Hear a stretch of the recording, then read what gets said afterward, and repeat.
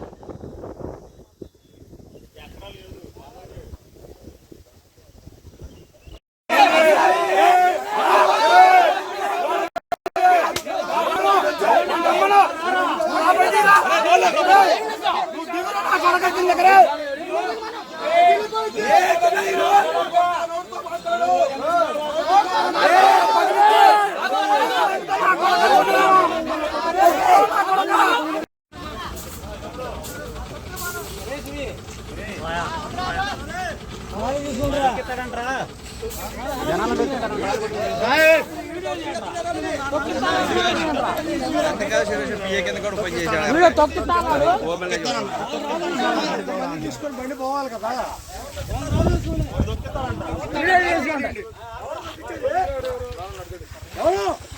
ఎవరు నాకు ఇచ్చేది